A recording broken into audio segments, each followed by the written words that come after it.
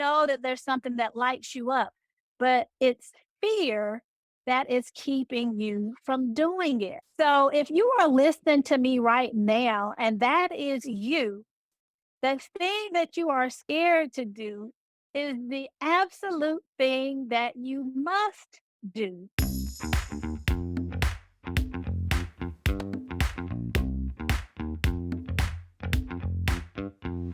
Welcome back to another episode of Office Visits with Dr. B. I'm your host, Benita Renato. I am a OBGYN and lifestyle medicine physician, both board certified, but I am also a human being that is living out her purpose and her destiny. And part of what I am assigned to do is to help you live a happier and healthier life. And so I am really excited to have this conversation with you. For those of you who don't know my story, you can go back to episode number 1, and it's called Meet Dr. V. And that actually was recorded before I retired from full-time private practice. But the long and short of it is I was burned out. I was neglecting my family, which is something that I cared about very much. And I was just working hard. I mean, delivering babies, they don't come between 9 and 5, and they come on holidays and weekends too, right? So it was a hard job, but very rewarding, very rewarding. But I knew that I had to make some changes. And so um, just the fact that I am sitting here talking to you from a hotel room in Charlotte. I am in a very nice hotel, getting ready for my day tomorrow. I now do what they call locums. I'm a locums physician, so I work at a clinic twice a week, so 2 days a week in Charlotte, and it gives me some time to work on my business. I will have a lifestyle medicine practice where I will do home visits and virtual visits. And I am actually curating an experience for each individual partner because I call my patients, they're going to be called partners. And we partner together to curate a life that is fulfilling and that's healthy and happy. And so I'm really excited to talk to you. The title is Living on C minus. Living on C minus. 5 signs that you know that you are not living a fulfilled life, or 5 signs that you're living an unfulfilled life. And I won't take credit for that term. Um, I had a friend and they were having some struggles with their significant other that it was, pretty big portion of their relationship and required a lot of this person's time and energy. But it's the kind of situation that unless there is recognition by the other partner that this is a problem, that it's going to continue to get worse. And so the person was coming to the realization that's what's happening. This is spiraling. And I think I'm helping, but I'm living on C minus. Like all these years, I've been living on C minus because the other person can't do what they need to do to be better, do better, be well. And so this person was kind of putting their life on hold, taking care of the other person. And I will say in life, sometimes it is like that. This person is not married, but in marriage, it definitely is like that. We take a vow for better or for worse. And so I'm not saying that life is perfect all the time, but you want to know that the trajectory of your life is fulfilling, right? That it's more good than bad. And the phrase, I'm living on C minus, I knew exactly what they were saying. And so I think it's ironic that I'm talking to you now because I feel like I'm living A plus. I'm living A plus.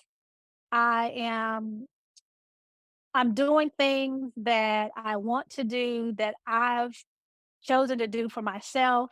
Nobody told me to do it. I had to kind of get the courage to step out. And it has paid off. And I'm just very thankful to God. I'm thankful to my family that they have allowed me to spread my wings. And so I will definitely say I was living an unfulfilled life before, but I'm not now. Again, life is not perfect, but I'm way happier now. I'm way happier now. And it was intentional. It was very intentional that I have a life that's happy and healthy. And I'm a physician. In our training, there's no emphasis on that. Yes, we want people to have, good mental health, i.e., we want their anxiety to be treated, we want their depression to be treated, but prevention was not really not something that we focus on. So, without further ado, I'll go ahead and get into the 5 signs. And let me just tell you that this also kind of what motivated me to do this is I was in Harris Teeter and it was a Saturday morning. I just finished Pilates and it was pretty early because I do Pilates at like 8 o'clock. And I guess there was a birthday party. And you know how you get the balloons with the numbers? So there was a family, mother, I'm just gonna assume mother, father, and child. And the child was about my favorite age. My favorite age for kids is 4. So this kid was like 4 or 5. And so he was so excited when he was at the counter and they were blowing up these big balloons. And it was a 6 and it was a 2. And he walked around the store holding the 2 and was just so excited because, the balloon was about his size and it's floating above him. And he is just laughing and just like jumping up and down. And he's so excited. And, it's the kind of joy that when you see it, when you hear it, it makes you smile too. And eventually his dad was, okay, hush up. like, you're too happy but refreshing. And I was like, when was the last time that I was that excited about something that I just could not contain it? And to me, that's the essence of a happy life, right? Of just having this overwhelming joy. And it's something simple. It's not necessarily anything spectacular, but it's just holding up a balloon that is a 2. But you guys know what I'm talking about. Children tap into this. Children laugh a lot. They play a lot. They're happy. And their life is fulfilling because they do exactly what they want to do. Well, within boundaries set by parents. But so the first sign is that you don't have any more Christmas morning experiences. So I'm in my late 40s. I believe in Santa Claus coming up. I actually was shortchanged by my brother because I found out that Santa Claus wasn't real the same time he found out, and he was 3 years older than me. But nonetheless, there was nothing like going to bed on Christmas Eve. Like you could barely even sleep, right? You could barely even sleep. Matter of fact, you didn't. We got up at 3 o'clock in the morning looking for our toys because we were so excited. The anticipation of your gifts, how much fun you're gonna have, and the magic of Santa, it's just like you couldn't help but be excited. I mean, like, I don't know about y'all, but didn't your parents have to make you go to bed and then make sure that you stayed in bed, right? Now we know why they were doing that, but you were that excited. And so I'm just asking a question. When is there a time in the recent, gosh, I don't know, last few months that you've been excited and anticipated something that you were looking forward to it, that almost the buildup was just as good as the thing? That is a fulfilled life. That is excitement. That is joy. That's hope, right? You've got something to look forward to. And that is a blessing. That is a blessing. You will hear people say that, if you do what you love, you never work a day in your life. There are actually people who get up every day and are excited about going to work, excited about going to work. Let me see, do I have that on my list? Okay, this is a plus one. This is one. So 1A was you don't have any Christmas morning experiences anymore. And this is 1B. You are going to a job that you hate.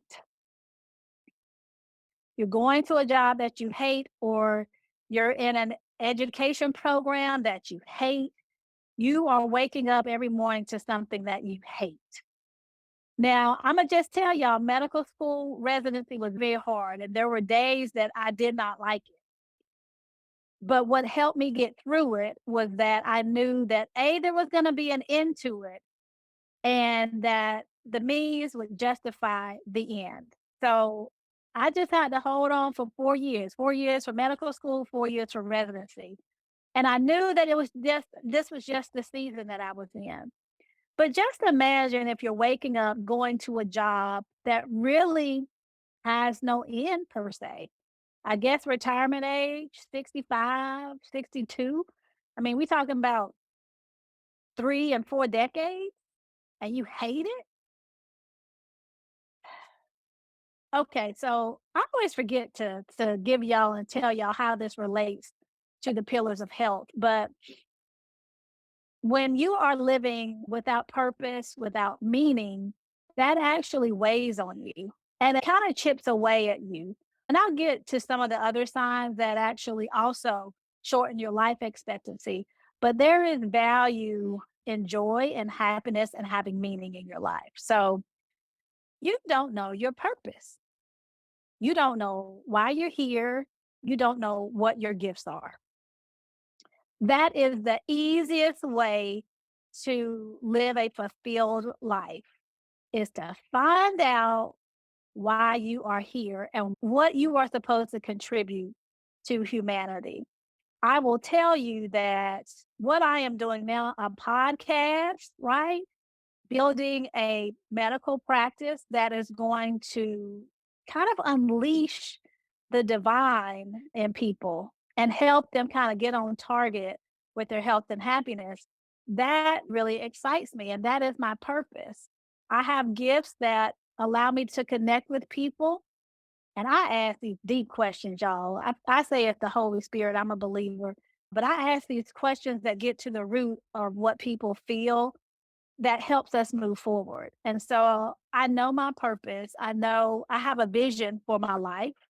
I know that I want to create a wellness center, an enterprise that focuses on educating people, building community, and allows them to live a lifestyle that supports optimal health and wellness. That's the vision that I have. And that's what has gotten me through. That's what allowed me to leave my job. Left my job scared, but it was what kind of motivated me and got me over the hump. So, if you don't know your purpose, and I know that's kind of really generic, but if you can't say why you're here, I think you're probably living an unfulfilled life because you're not fulfilling your purpose. Okay, and that's it. Number 3, if you were to die today, there are things, big things, that you wish you would have done. Now, I think I've talked about this on a podcast before, but when people are on their deathbed, they don't talk about their accomplishments. They talk about their regrets. Those things that they can never experience, never redo. They talk about the things that they regret. Sometimes we regret things because we're living a life that is not ours. We're doing what people tell us to do. We're being the good person. We're being a doctor when we really want to be an artist. We're living somebody else's hopes and dreams and not really tapping into what you want to do. Bucket list? What's a bucket list? Like you don't even have, you don't even have hopes and dreams. It's like I'm just going to work, come home, eat, watch Netflix, go to bed, do it all again. But write a bucket list. And if you don't know what a bucket list is, a bucket list is a list of the things that you would like to do before you die. I will tell you a few things on my list. I want to go to the Super Bowl. I want to see Bruno Mars in concert. I'd like to go to the moon. Let's see. Feet on wood. Feet on FOW. Feet on wood. I didn't know what that term meant until I got with some really high class folks. And FOW means feet on wood. That means you are sitting front row at a basketball game, feet on wood, like where the celebrities sit in the little chair. So, anyway, those are a few things on my bucket list. Get a bucket list. Start dreaming. But there you don't wanna be on your deathbed and have a ton of regret. Now, I'm not saying like, I really feel like God has more for me to do. So, if I die today, I'd be like, "Oh, but my wellness center and all my practice and all my kids and my husband." There's things that I wouldn't wanna do, but I just don't feel that it's my time yet, but I'm working. So, if you were to die today and you're working on the big things, then hey, I don't think you would live with regret. I don't think you would live with regret. I was just listening to Kevin Hart. He has a podcast called Gold Minds, Minds. And he interviews celebrities and, people in the public eye. And he had a conversation with David Letterman. And I don't know how long, David Letterman used to have the David Letterman show. I think it was what, CBS. And it was at night. It was the same time as the Tonight Show and, all those like after the news shows. And he did that. Let's just say he did it for 30 years. And he said, he would come in the morning and he would look at the ratings and he'd do the show and blah, blah, blah. And it wasn't until he left that it was like he was able to kind of step back from that. And the way he described it, it almost felt like he was on a hamster wheel. Like he was on a hamster wheel and that he was just living life. And for the ladies that I'm working with, one of the goals that I have for them is that they can look back over the year and they can say they have accomplished things that they wanted to accomplish and they've had some growth. And the way we do that is we write down our goals for the quarter, and once a week we check in on where we are. If you want more information about goal setting, I modified that from the 12-week year. It's a book. But I mean, it's like, okay, David Letterman, millions of gobs of money, and even he was on the hamster wheel. Go check it out. And now he's doing something different, where there are not so many time constraints, and it's just he can talk to people. So I just really think that, we never know when our time is up. But get off the hamster wheel. Get off the hamster wheel and start living. Number 4, this is kind of a branch off from number 3, but I think it's very important that I say it like I say it. There's something that you want to do, but you are scared to do it. And because you are scared to do it, you are not doing it. And that, my friends, leads to an unfulfilled life. You know that there's something that you're supposed to do. You know that there's something that lights you up, but it's fear that is keeping you from doing it.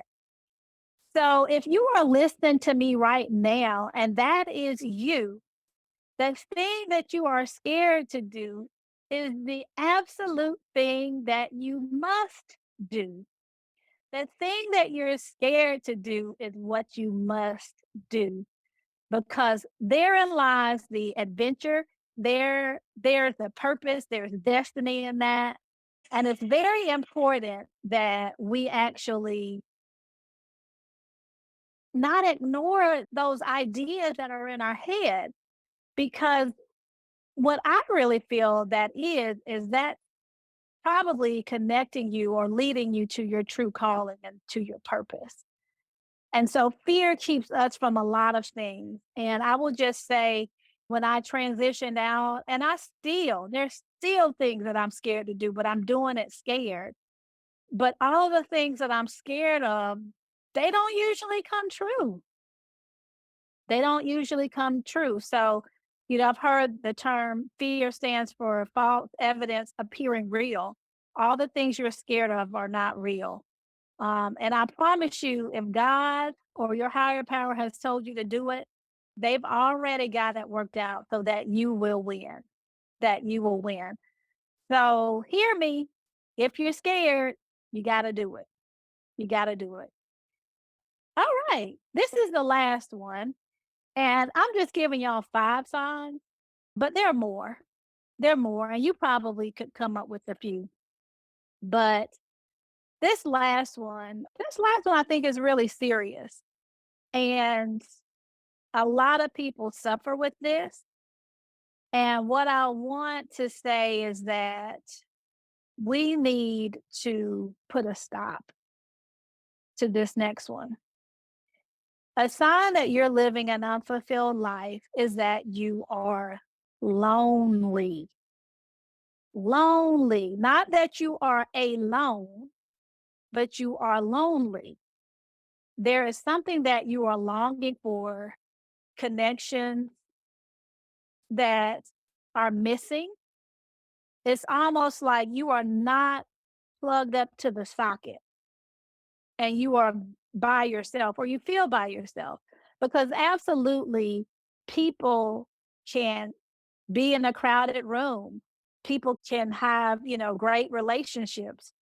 That's romantic relationships and friends. And I say great, but for whatever reason, they feel lonely, that there is something missing. And when there is loneliness, that leads to hopelessness. That's when we start to see mood disorders like depression. We see isolation when you're lonely and fear. And they've actually, kind of studied this. COVID actually allowed us to see what happened when people were isolated. So, especially those older folks who didn't have connections or their connections were taken away, we saw what that did to their health. They were more prone to illness, they didn't fare as well, and their mental health declined. And so, loneliness actually takes years off of your life. Loneliness takes years off of your life because it's that micro stress. It's called weathering. It's just that feeling of something is kind of grinding you down. You can't get out of it. You can't get over it. And loneliness can be that. And so, there are all kinds of reasons why people are lonely. But if you know somebody that potentially is lonely, I am not exaggerating, but you could potentially save their life. You could potentially save their life just by attempting to connect with them, inviting them to places, and helping them have social connections and relationships that are meaningful and allowing them not to feel like they are alone. I've quoted this study. It's the Harvard study of these men from 19 and now they're in their 80s.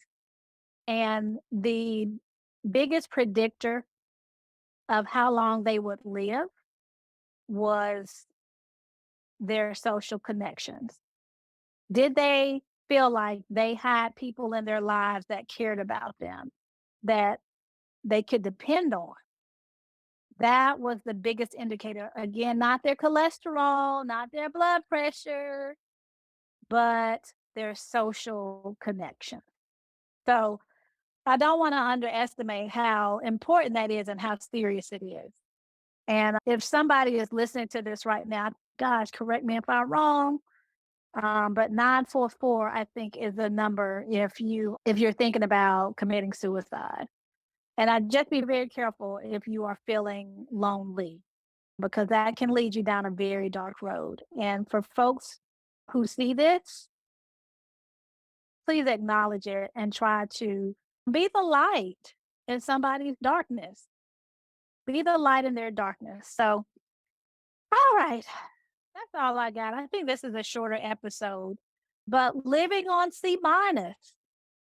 I mean, give yourself a grade.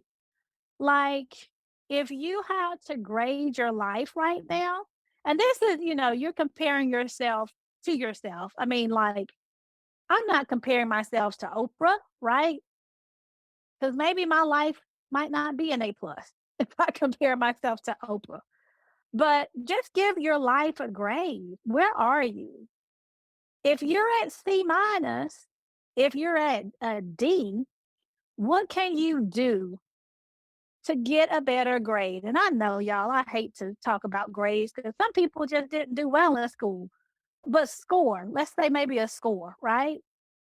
How you going to increase your score? Because I'm telling you, an A plus life is yours.